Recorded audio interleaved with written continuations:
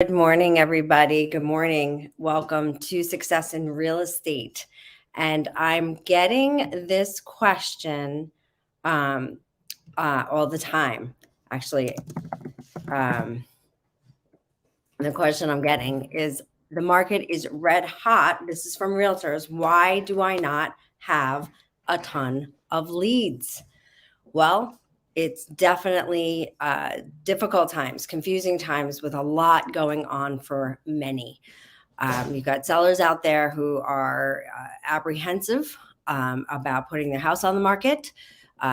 Number one, because of everything that's going on with COVID. And number two, because they don't know how they're going to find something to buy with this historical lack of inventory. So we've already talked about creating urgency and educating anybody that's considering selling their property with how you can list their property safely, and also in just how you can protect them in helping them find the property that they would want to move into, by either putting it into the contract or even putting a much further out date for a closing.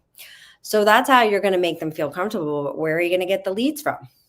So there are so many ways, but let's just talk about some of them. Number one, reaching out to expired listings. This is part of your fiduciary responsibility as far as I'm concerned. If you have any exclusive right to represent with buyers, you should be turning over every stone, expired listings, for sale by owners, and reaching out to potential properties that can be coming on the market. And obviously that can end up being business for you outside of that sale.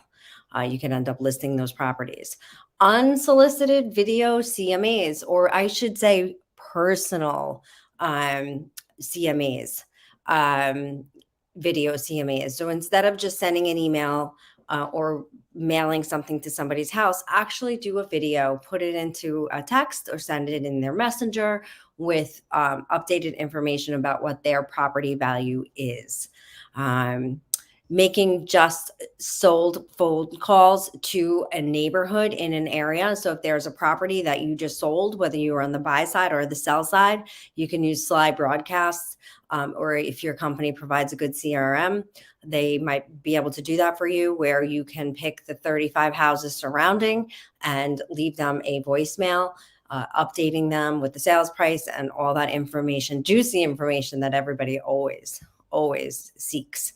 You can do the good old social media needs post. I would try to do something a little bit different because you'll have seen many realtors have already done this. So try to come up with a unique, interesting, creative strategy in doing this. Checking probate listings. These are basically estates, or working and networking with estate attorneys. The information is also public, so you can try to find that information out, or reach out to your local estate attorneys, Jewel, and see what list that they have. Also, farming your neighborhood. If this is not something you've already done, you should be keeping your neighborhood informed and up to date on what is happening as far as sales price going. It's changing regularly. So I'm sorry, Julia, can you shut my door? Sorry about that. So this is something that is being changed and updated regularly. So your neighborhood wants to know what is happening with property values. And as the market starts to shift, they're going to want this information more and more. Also, using predictive analytics. Our company, we provide predictive analytics. There are ones out there like SmartZip and other ones that start to tell you the people in your database when they start to display behaviors that they want to buy or sell. Calling for rent by owners. Circle prospecting is pretty similar to what we've already talked about.